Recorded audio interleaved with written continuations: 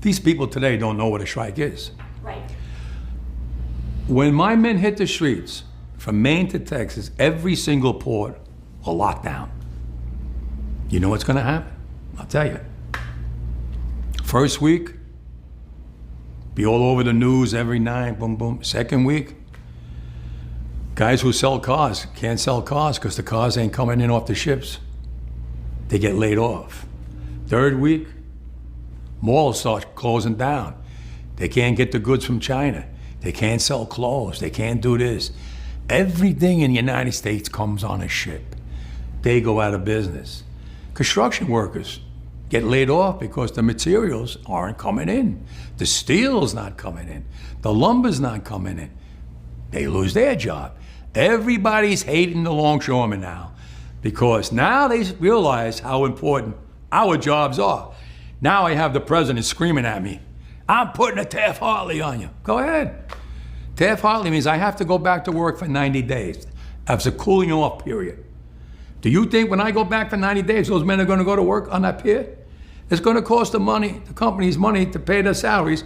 Well, they went from 30 moves an hour maybe to 8. They're going to be like this. Who's going to win here in the long run? You're better off sitting down and let's get a contract and let's move on with this world. And in today's world, I'll cripple you.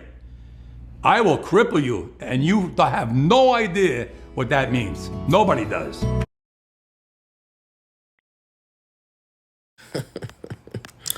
All right, Shalom. First and foremost, all praises, honor, glory to Yahweh, Bahasham, Yahushai, Bahasham, Rakah Kodash. Excuse me. Double honors to the apostles, it was Great Millstone, and Southeast brothers doing this thing in sincerity, in truth, and with charity. Man, so firstly, Yahweh's name, Heavenly Father. Bahasham is the name, Ba'in Hada Sham name. Yahweh Shai is the only begotten Son. And Rakah Kodash means Holy Spirit, literally translated Spirit Holy. Rakah Spirit Kodash Holy. Man, we're in some beautiful times. And so let me take a drink.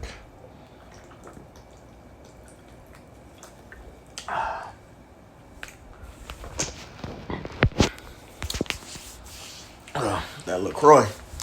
Man, so it's damn near like a damned if you do, damned if you don't situation. And why I say that is because the real thing about this strike is not just the increase in wages. It's not the money, really. It's the automation. Man, I watched a good video. Where's my TV remote? Let me see if I can pull it up on YouTube.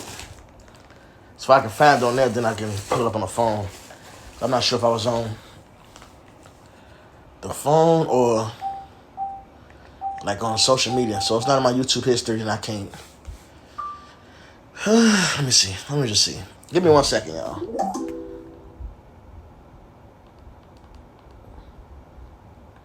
I really hope it was here.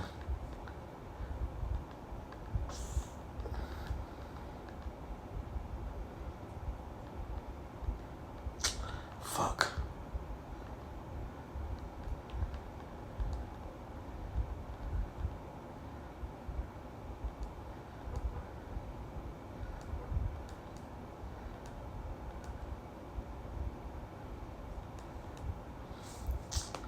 I thought I was on YouTube though. Let me do a quick search. If not, I'll just sum it up and you can do your own research. Auto.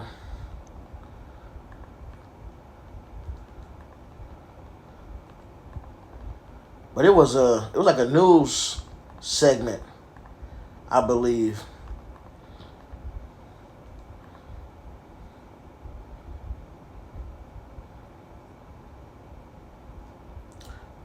This may be a good one.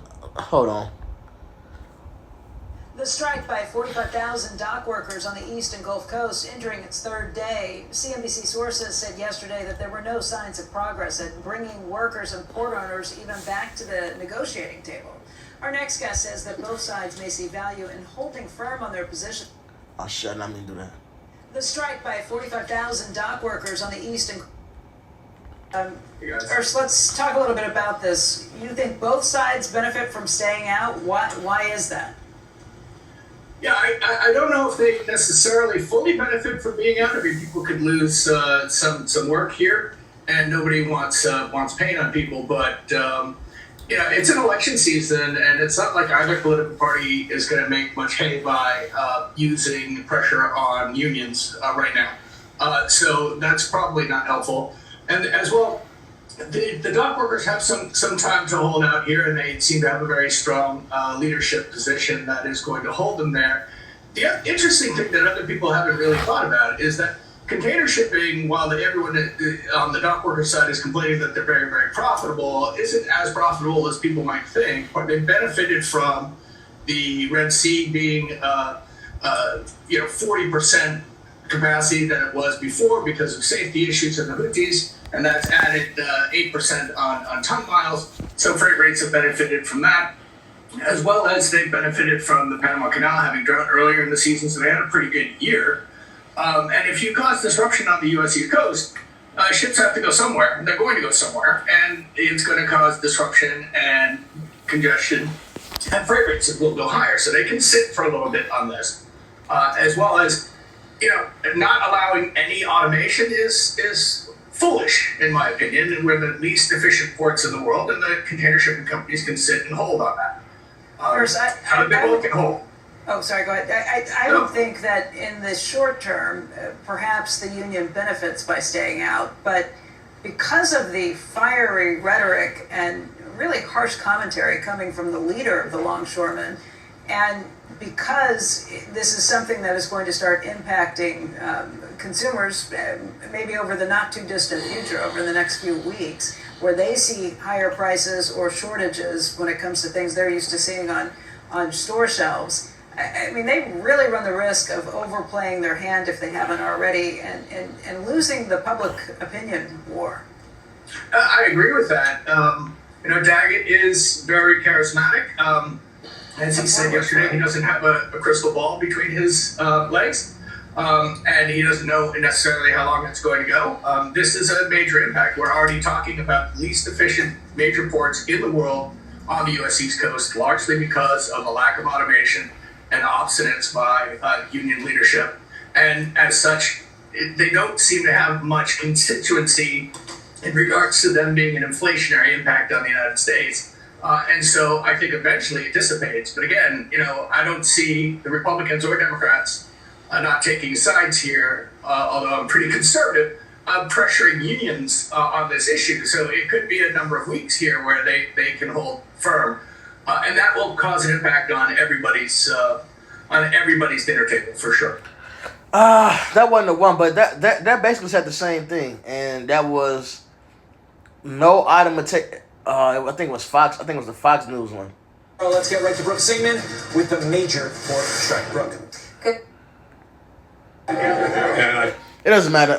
But the point is, the lose-lose is, if this strike continues like it is, which is not about the money 100%, it's more so about securing their future and having jobs by not bringing in so much automation.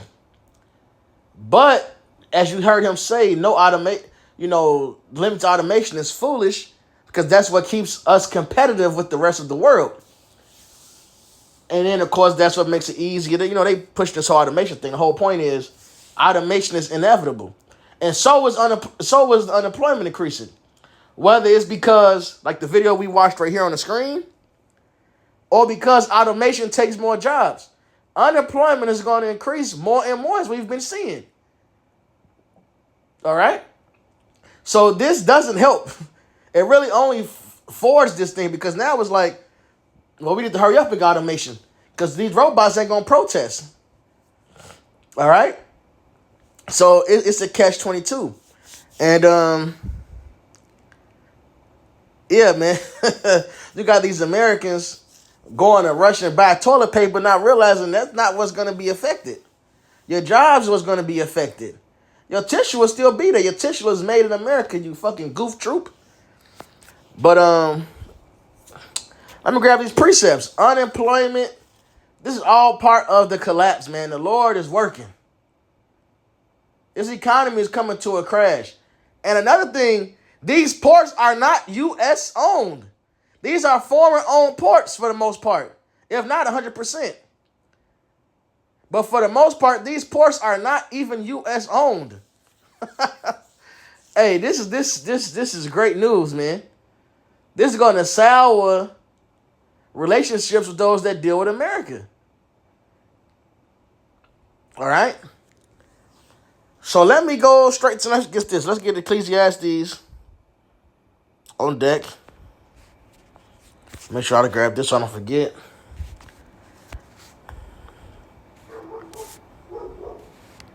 I believe it was like chapter 6.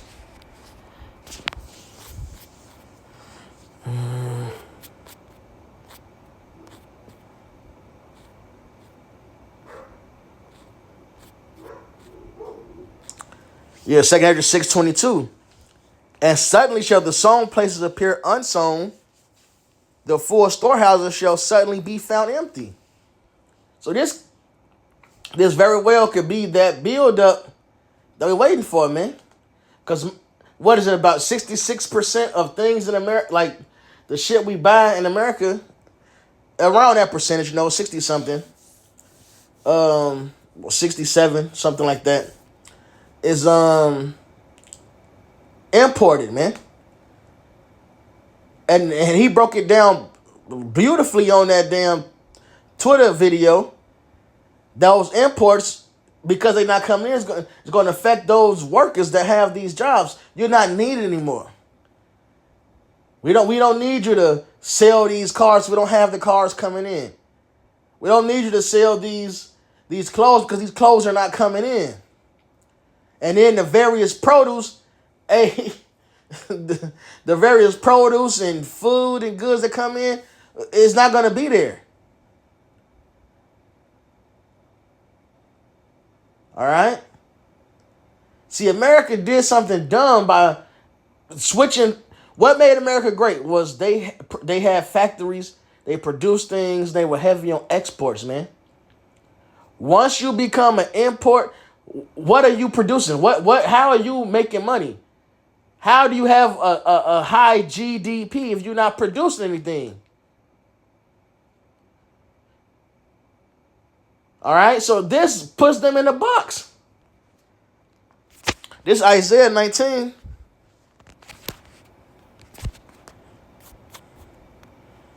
And then when you watch the video, a lot of these protesters in the one clip, there was a bunch of niggas. Y'all can't afford to be out there, man. They make the average port worker is making above the average wage in America, supposedly. So you want more money on top of that, which if that was just the case, they'll probably even go for it. But then you want to stop automation? Nah, because automation does what? It makes things more efficient, less human error. Okay? It's that simple. Supposedly safer. The humans will still be needed. A certain amount will be needed. But you're toast either way. You can't get around it. Damned if you do, damned if you don't. Isaiah 19 and 14. The Lord hath mingled a perverse spirit in the midst thereof. They have caused Egypt to err in every work thereof, as a drunken man staggereth in his own vomit. So you're toast. You threw up on yourself. You made the wrong decision. Now you just walking in it, man. You laying in it. You laying out in your own fucking vomit. All right? A bunch of bad decisions. Becoming an import-dependent country, bad decision. That in itself set the stage for high unemployment. That in itself set the stage for the crash of this economy. Because without the manufacturing that once made America great, starting with off the backs of slaves, Whatever was trending from sugarcane to tobacco to when it really started to boom textiles, that's how America got so great on the world trade stage, man. And then you decided to import everything. Designed in America, made in China. That's what's on the back of your damn cell phone.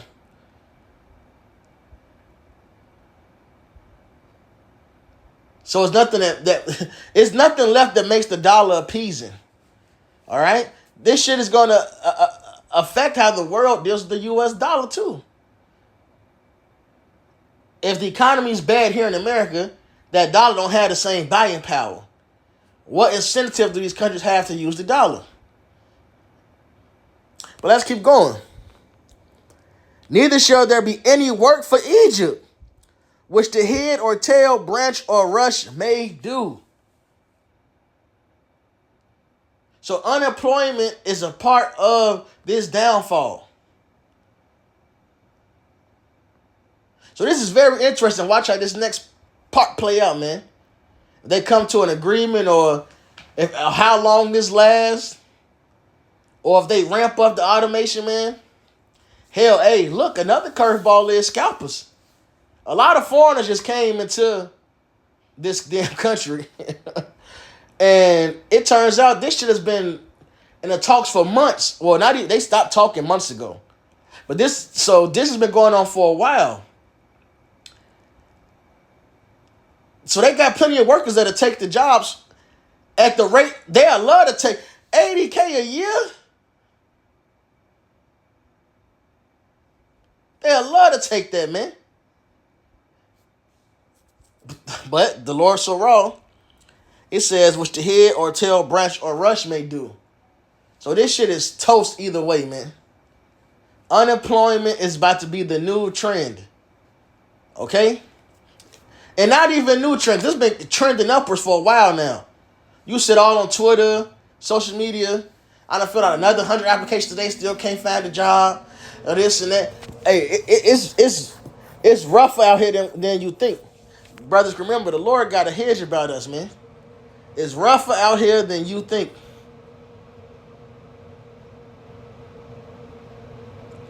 All right? The American people are complaining about the dollar falling, and this is starting with middle class, so-called middle class on down. The dollar's falling and lack of fucking jobs, man. We're at the end, man. And that day shall Egypt be like unto women, and it shall be afraid and fear because of the shaking of the hand of the Lord of hosts, which he shaketh over. So judgment precedes all of this. This all comes hand to hand. Unemployment, all this come hand to hand. All right? Because what if you can't get goods, what you gonna do? What they say is a dog eat dog world. That means violence is gonna increase. Suppose they already started looting in these different places, or this specific place. Well, Helene hit, man, or Helen, the damn hurricane. All right, they already started looting and robbing motherfuckers out there.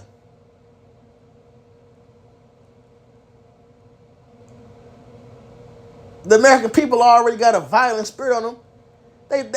Then you give them an excuse? Oh, they turned. So judgment comes, man. This unemployment keeps trending upward. The more ruthlessness we're gonna see out here, man. This is Ecclesiastes. Let's see what the script. Hey, this says it all.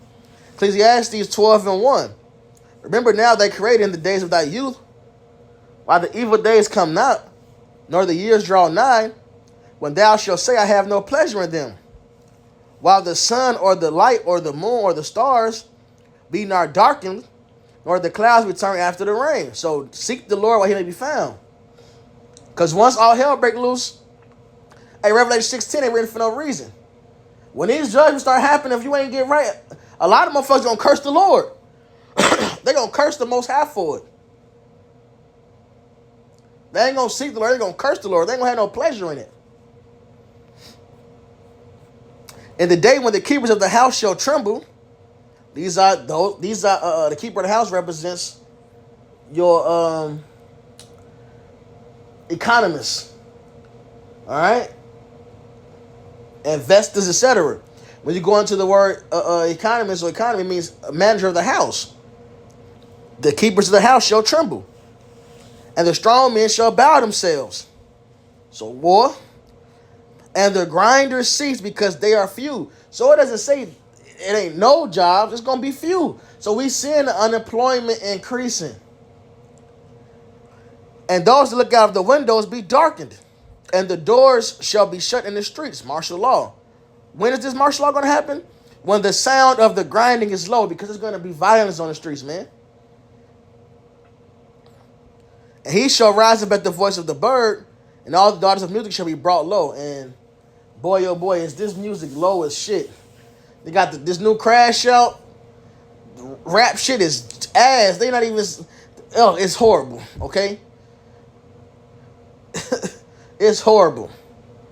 Nevertheless, and then the scriptures manifold. That seducing spirit is gone.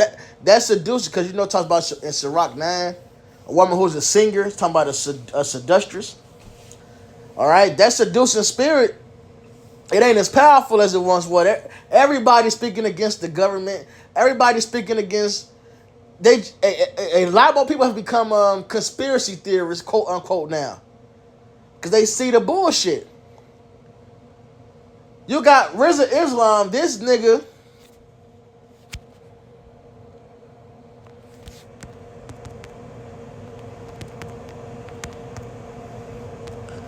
Oh shoot.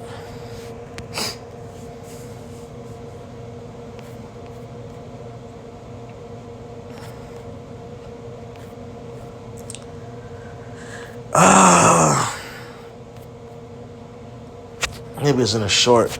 He just did an interview, bro. I just seen this nigga talking about.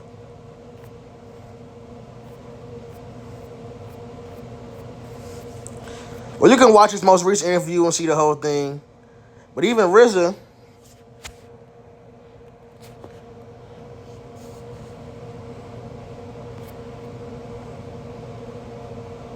Y'all, walaikum salam. So again, first thing, yes, destroy and rebuild. They don't understand by now, but they are not going to This stop one from a us. year They ago. have He no did way a of he doing mentioned it such. recently. My new He talked about YouTube. Saudi Arabia joining everything. But the point is, even he's telling you about the fall of the dollar. All right? Even he is telling you. So that spirit that America had on the world, America's the greatest, gonna last forever, that shit is dead. All right? The far right is afraid they lost their country. They ready to fight for it. The left is just, they got their head up their butts. They just want to be gay and have different pronouns than what belong to them. The left makes no sense. All right, let's just be honest here. All right, this place is fucking through, man, and soon it will come to a screeching halt, and we can end on that.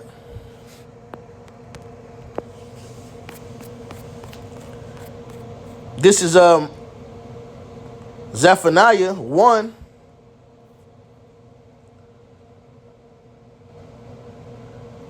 Oh, Lord willing, we end on this. Zephaniah 1 and 10.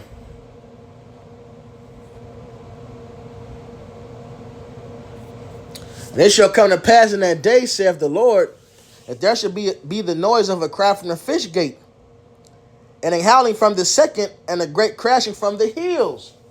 All right? A fish gate is just what it sounds like. For one, fishing is big business. Big business. All right? And even back then it was. But it sounds a port. All right? Whatever you bring in, it comes through the port, man. All right? How ye inhabitants of Maktesh, for all the merchant people are cut down, all they that bear silver are cut off. So this is the new big merchant city. America has made other countries rich of importing their goods, man.